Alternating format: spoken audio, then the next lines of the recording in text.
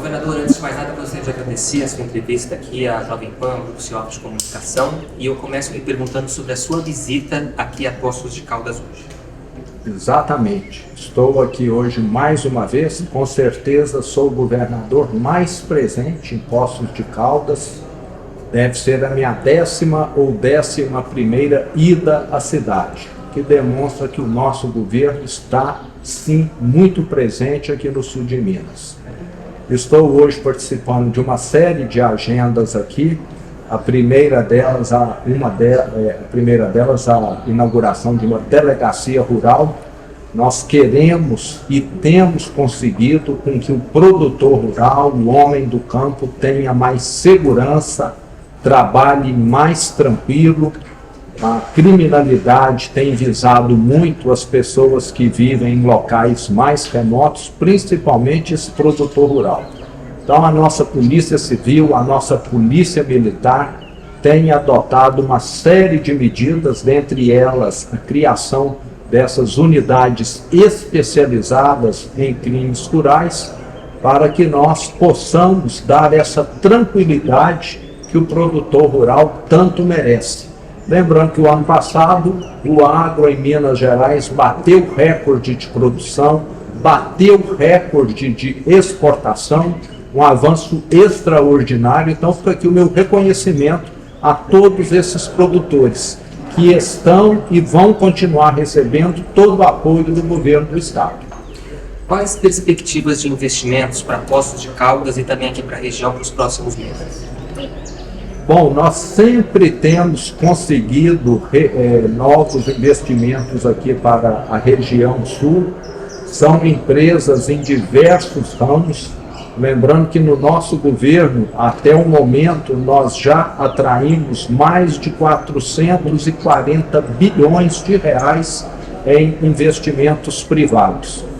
Os investidores muitas vezes acabam optando pela região sul de Minas, devido à proximidade com o estado de São Paulo, com a capital também, que é o maior mercado consumidor do Brasil, e todas as grandes cidades aqui têm recebido grandes investimentos. Poços de Caldas, Pouso Alegre, Varginha, Extrema, com destaque para essas. E a cada ano que passa, a economia de Minas é mais diversificada, o que é muito bom. Depende menos da mineração e passa, consequentemente, a ter menos risco. Se amanhã os minerais, o minério de ferro, tiverem queda de preço, a economia não sente tanto, já que está mais diversificada.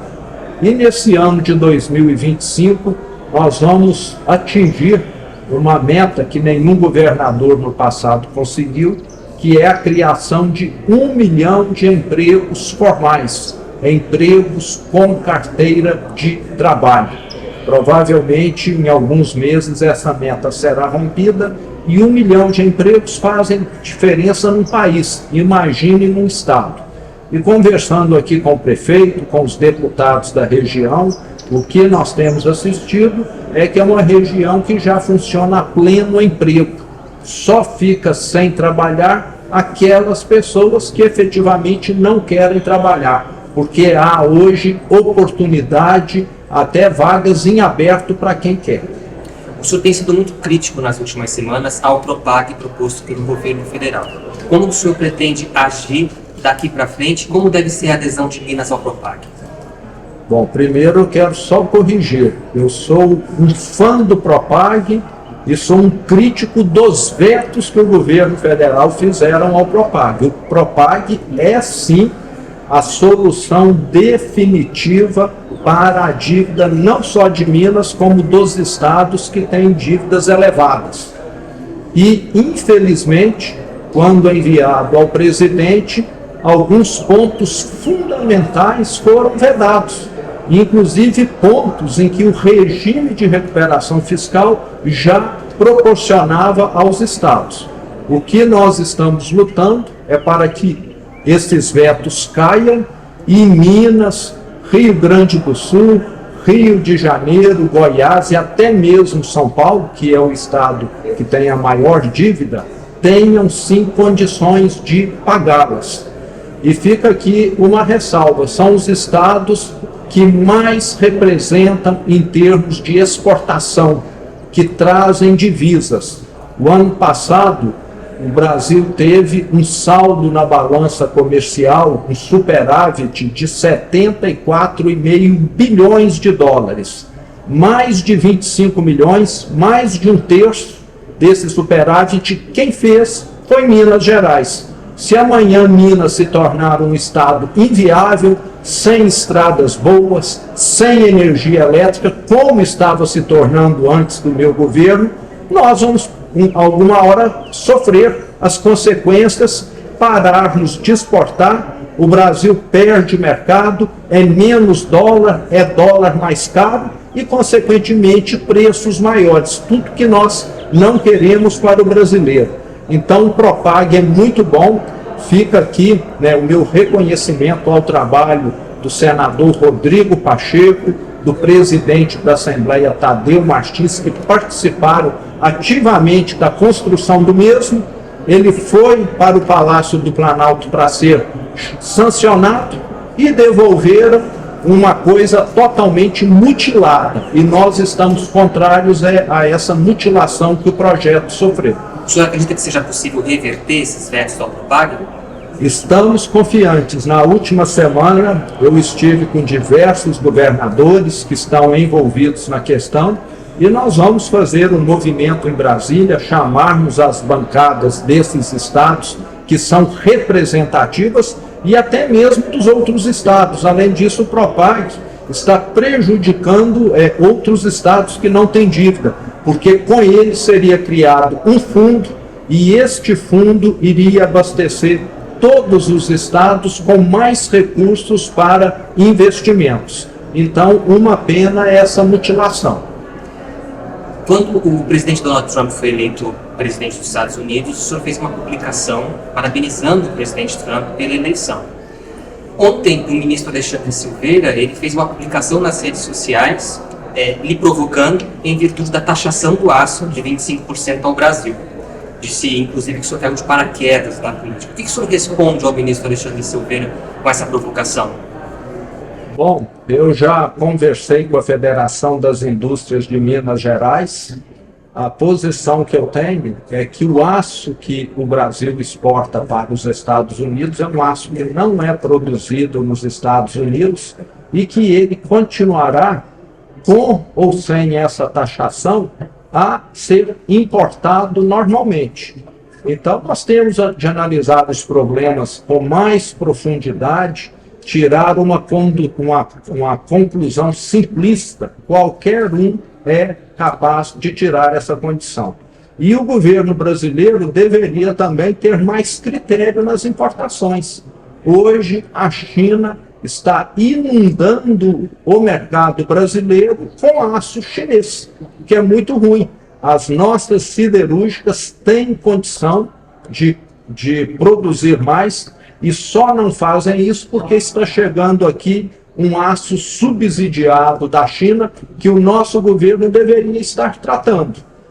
Somos hoje um dos poucos países do mundo que não tem essa taxação de 25% para o aço que vem de fora, como o da China. Deveríamos fazer igual aos Estados Unidos para darmos um pouco de condição de quem já investiu aqui bilhões, gera milhares de empregos, trabalhar sem uma concorrência desleal. Ao ministro, o senhor responderia alguma coisa pela provocação?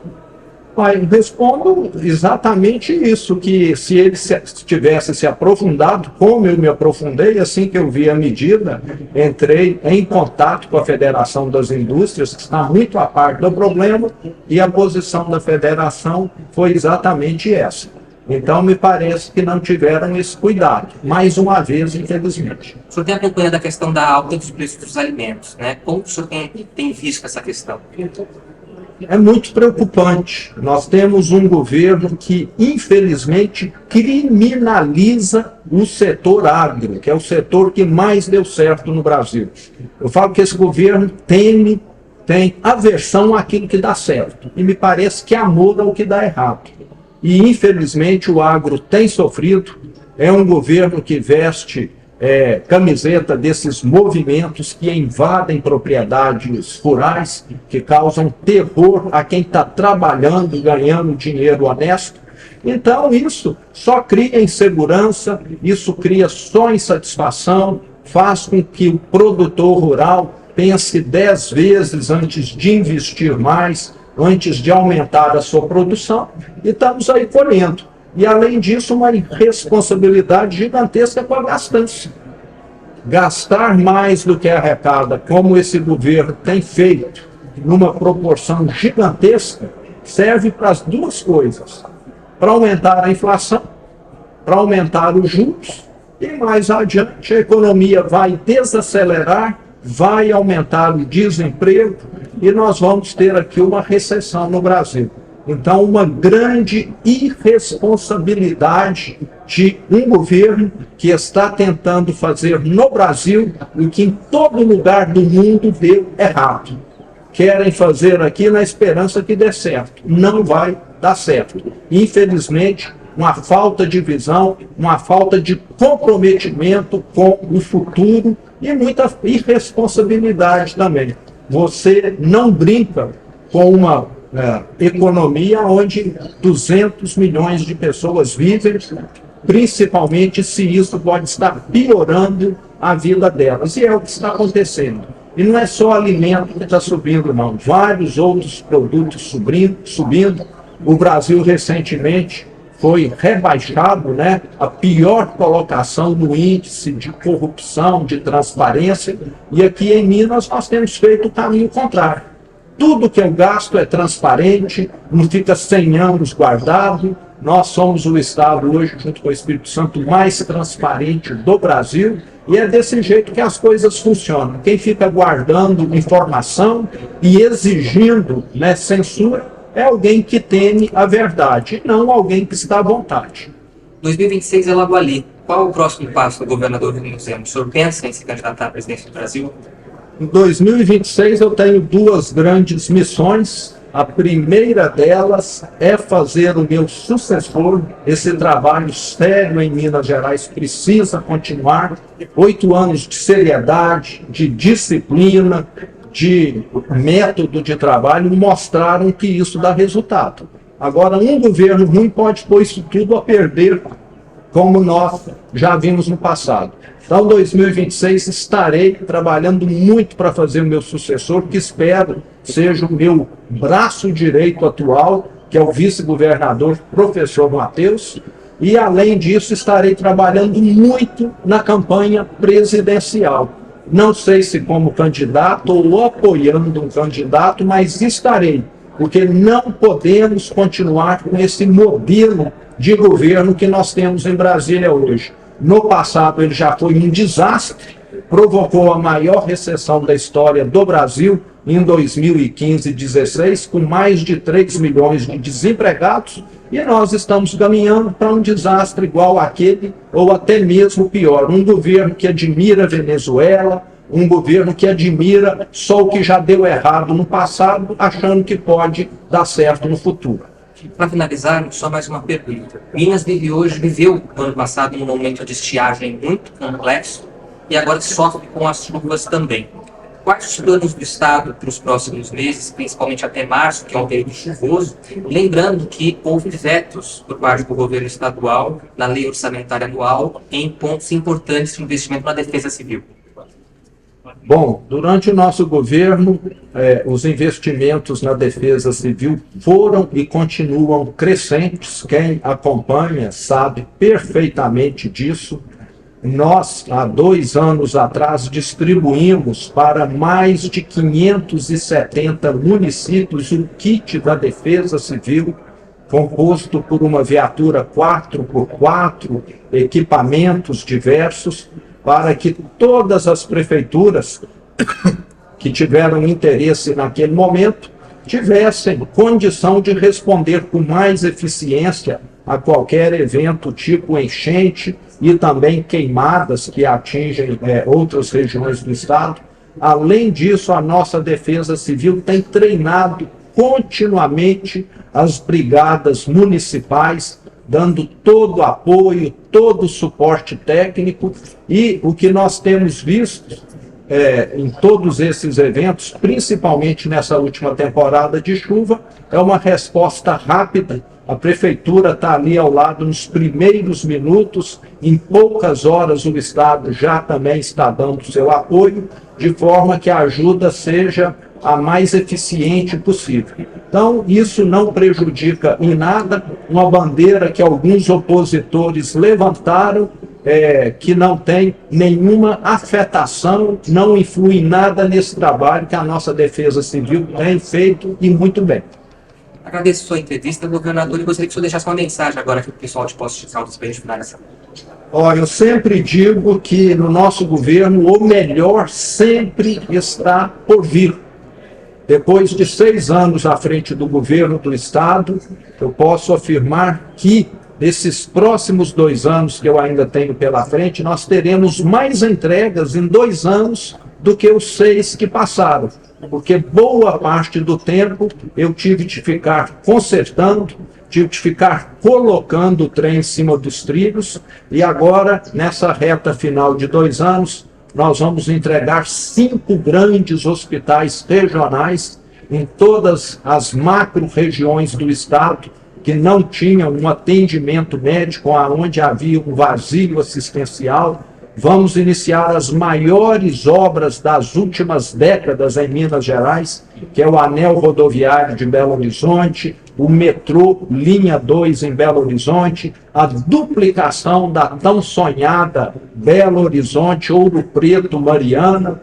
Tudo isso, muito provavelmente, os meus sucessores irão inaugurar. Mas eu fico muito satisfeito de estar deixando para o meu sucessor um canteiro de obras em andamento e com o recurso definido, depositado para a conclusão das mesmas. Uma situação oposta àquela de 6 anos atrás, em que eu herdei um cemitério de obras inacabadas, depredadas, vandalizadas e só dívida.